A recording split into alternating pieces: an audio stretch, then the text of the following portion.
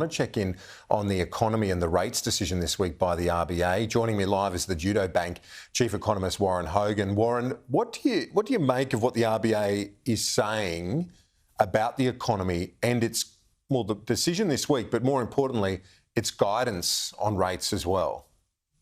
Yeah, good morning, Kieran. Look, the RBA has had a big shift this week.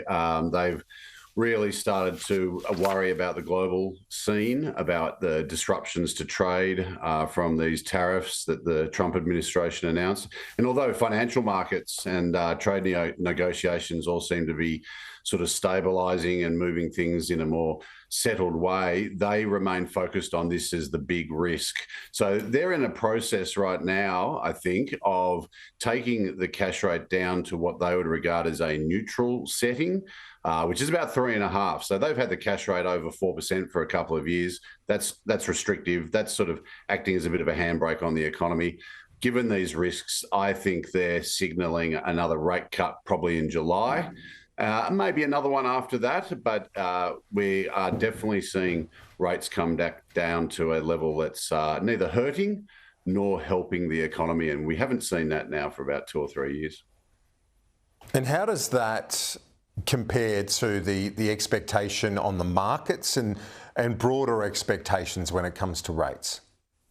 Yeah, well, the markets have been very eager to price in rate cuts for some time now. I mean, last year, as the Reserve Bank was very worried about inflation, and that was their main concern, markets were still pricing in rate cuts, which didn't get delivered until February, and now we've had our second one. And now they're thinking there'll be at least 3 more. That is a cash rate coming down to around 3%. I think that's probably a little bit of an overestimate, although markets tend to price in risk. And what the market's doing is pricing in a small chance that something could go terribly wrong in the world economy, and which would see a big fall in interest rates at some stage.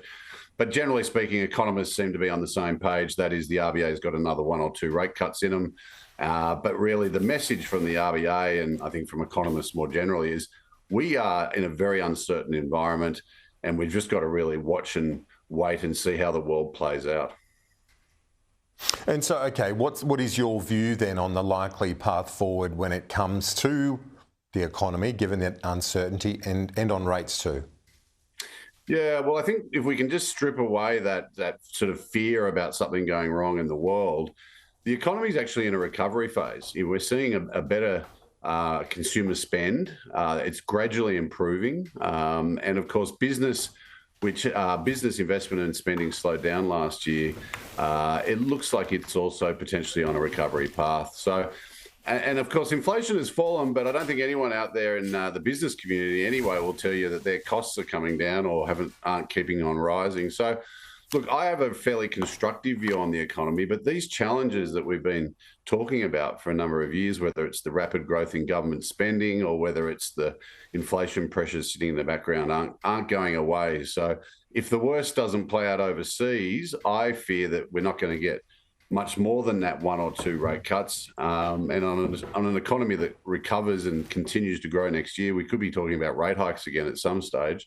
So I think there's actually a positive economic story there, but it's got inflation risk with it.